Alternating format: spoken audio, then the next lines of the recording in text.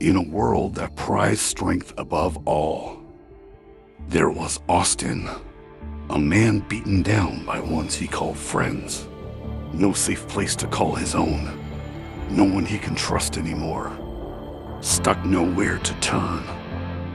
Subtle lines of defeat etched into his young features, a testament to a life spent on the receiving end of cruelty. He looks like he's shouldering an invisible, crushing weight.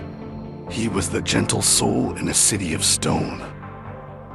The quiet whisper drowned out by the roar.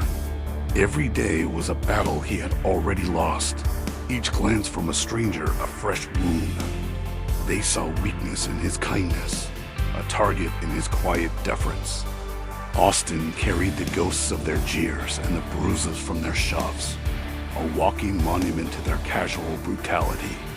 He dreamed not of fighting back, but simply of fading away, of becoming invisible to the world that seemed so determined to break him. The music abruptly cuts off. A deafening, distorted electronic screech rips through the silence. The image of Austin's face flickers and contorts violently.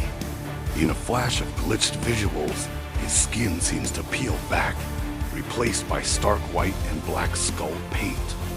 His eyes snap open, glowing with a malevolent, digital red.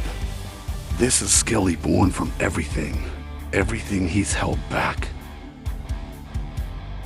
Now energetic, distorted, aggressive, but you can only push someone so far.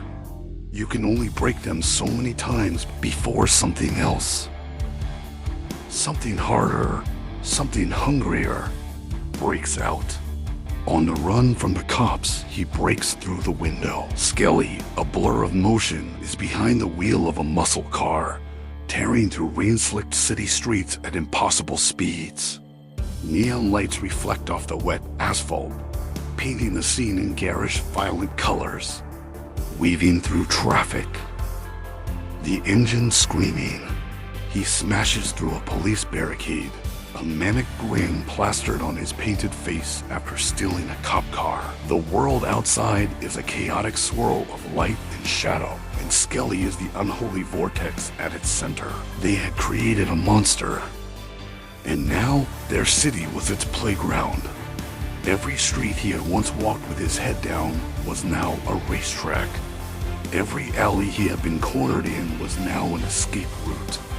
The fear he had once felt was now a weapon, a fuel that burned hotter than any engine.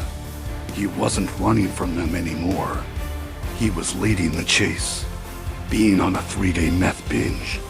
His mind slips even more, no longer caring, no longer worrying of the consequences. He begins to plot his revenge. Skelly is slumped in a corner, his body twitching with nervous energy.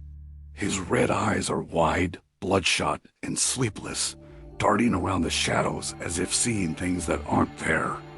His painted grin looks less like a smile and more like a permanent, agonizing rictus of madness. The only sound is his ragged, shallow breathing. The door creaks open. A former friend of Austin peeks outside, his face a mask of terror and confusion. He whispers Austin's name, his voice trembling. Skelly's head snaps toward the sound. He slowly, deliberately gets to his feet.